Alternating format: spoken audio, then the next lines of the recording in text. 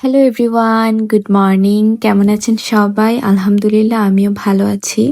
তো অনেকদিন থেকেই ডেইলি ব্লগ দিব দিব করে আর দেওয়া হয় না। ভিডিও করে রাখি বাট এডিটিং এর জন্য আর ভিডিও আপলোড করা হয় না। এটাও অনেকদিন আগের একটা ক্লিপ নিয়ে রেখেছিলাম ডেইলি ব্লগ বানাবো বলে, বাট এডিট করা হয় না তাই আর আপলোড দেওয়া হয় না। তো ঘুম থেকে উঠেই আগে ফটোশুটে চলে গিয়েছিলাম। আগের দিন যে আপুকে মেহেদি পরিয়ে দিয়েছিলাম ও এসেছিল, ওর ফেস 10 এর পিকচার ভিডিও নিলাম। তারপর ঘরে এসে দেখি আম্মু এখানে পুঁটি মাছ ভাজি করছিল, রুই মাছ ভাজি করছিল। মাছ ভাজির মধ্যে আমার পুঁটি মাছ ভাজিটা খুবই পছন্দের, আর এখানে আম্মু টমেটো দিয়ে একটা চাটনি বানায় সবসময়, আমার খুবই পছন্দের এটা। এটা দিয়ে আমি পেট ভরে ভাত খেয়ে ফেলতে পারি। তারপর আমি আমার মেয়েকে নিয়ে একটু চলে গিয়েছিলাম স্যালনে ওর চুলগুলো একটু ছাঁটাই করে দেওয়ার জন্য। ওর চুলগুলো মাশাআল্লাহ একটু ঘন, যার কারণে ওর একটু অস্বস্তি বোধ হয়, আমি বুঝতে পারি। সেই জন্য ওর চুলগুলো কাটাতে নিয়ে গেছিলাম। নাহলে আমার খুবই শখ ওর চুলগুলো রাখবো, একটু ঝুঁটি বেঁধে দিব।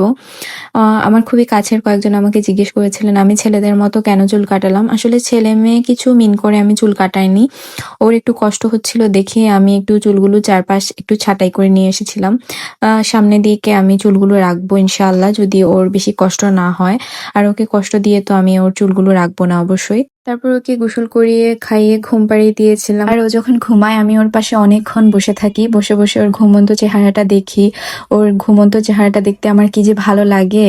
তারপর ওকে ঘুম পাড়িয়ে আমি গোসল করে খেয়ে দিয়ে ওর পাশে একটু ঘুমাতে চাচ্ছিলাম, একটু রেস্ট নিতে চাচ্ছিলাম। কিন্তু আমার মনে হলো আমার তো বাইরে একটু কাজ আছে, আমার কিছু জিনিসপত্র কেনা লাগবে, তারপর হচ্ছে আমার মেহেদি বানানো লাগবে, আমার লেবু কেনা লাগবে। তো আমি বের হয়ে গিয়েছিলাম আমার একটা ছোট বোনকে নিয়ে লেবু কেনার জন্য, প্লাস আরো কিছু টুকটাক কাজ আছে। তো কাজটা শেষ করে লেবু টেবু কিনে বাসার উদ্দেশ্যে রওনা দিব। তো ও বলছিল যে একটু ফুচকা খাবে, তো আমি ওকে নিয়ে চলে গিয়েছিলাম ফুচকার ওইখানে।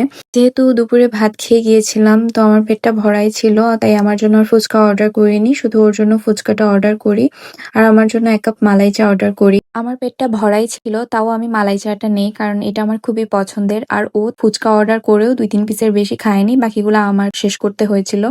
তারপর আমাকে একটা আপু ফোন দেয় যে উনি পিক আপ পয়েন্টে আসছে, আমার কাছে মেহেদি অর্ডার ছিল আগের। তো আমি বাসায় চলে যাই, আপুর মেহেদিগুলো রেডি করে আপুকে দিয়ে দিই। তারপর এখানে দেখছিলাম যে আম্মু আমার জন্য লেবুর রসটা মেক করে রেখেছিল। তো আম্মু সবসময়ই মেহেদি বানানোর জন্য আমাকে লেবুর রসটা মেক করে দেয়, কিন্তু আমি ওই দিন আর মেহেদিটা বানাইনি, লেবুর রসটা ডিপে রেখে দিয়েছিলাম। তারপরের দিন এখানে বসেছিলাম মেহেদি বানাতে, আর আমার মেয়ে এখানে দাঁড়িয়ে দাঁড়িয়ে দেখতেছিল যে আমি কি কি করতেছিলাম। ও সবসময় আমি যখন মেহেদিটা বানাই আমার পাশে দাঁড়িয়ে থাকে, একটু হাত দেওয়ার চেষ্টা করে, বাট আমার মেয়েটা মাশাআল্লাহ লক্ষ্মী আছে, এতটা বেশি বিরক্ত করে না আমাকে, সেজন্য আমি কাজ করতে এতটা কষ্ট হয় না আমার। আর আম্মু তো আর আছেই সবসময় আমাকে হেল্প করার জন্য। তো ওই দিন মেহেদিগুলা বানানোর পর আমি ডায়েরি লিজে রেখে দিয়েছিলাম 15 ঘন্টার জন্য। তারপর 15 ঘন্টা পর মেহেদিগুলা বের করে আবার একটু বিট করে নিয়েছিলাম। তারপর মোজা দিয়ে ছেঁকে আমি পাইপিং ব্যাগে ঢুকিয়ে মেহেদিগুলো ডিপে রেখে দিয়েছিলাম। তো আজকের ভিডিওটা এই পর্যন্তই, টাটা।